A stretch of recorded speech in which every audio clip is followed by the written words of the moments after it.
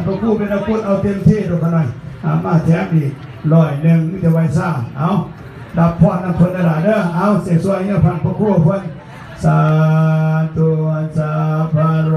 คาไว้ในมนต์ตัวสัพพะสันตาภวะจิตตังอันตเนโพโท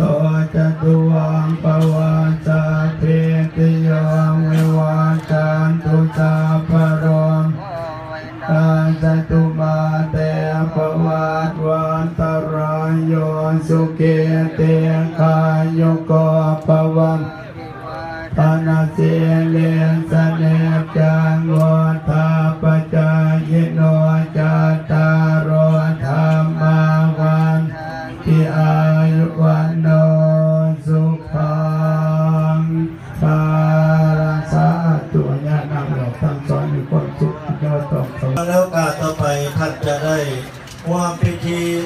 อัญเชิญยอดฟ้าขึ้นสู่ฐานหรือว่าแท่นบัลลังก์ทางด้านพัทสิมาโดยขอเชิญเจริญพรทุกท่านในเตรียมจตุปัจจัยหรือเครื่องค้ำของคุณท่านที่จะถวายให้เป็นว่าส่วนกุศลของท่านแก้วท่านจิตของเขาขึ้นสู่สวรรค์เพิ่นว่าผู้ใดอยากไปสวรรค์ทางนี้ผู้ใดอยากเป็นเศรษฐีทางนี้ผู้ใดอยากโชคดีในทางนี้ถือว่าเวลานาทีเงินนาทีคำของทุกท่านได้นำปัจจัยขึ้นสู่เวหาอากาศว่าแก้วฟ้าอยากสิตกลงมาเป็นบุญเป็นกุศลต่อไปจะได้ให้ทางฟ้าจะแฮปปี้จัดวาสังเก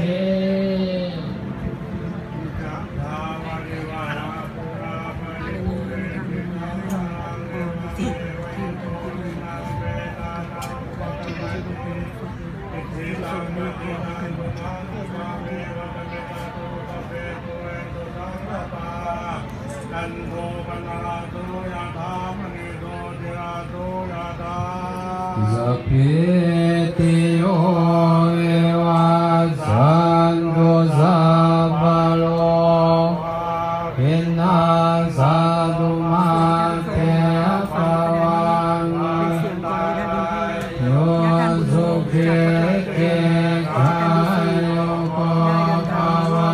ภิวา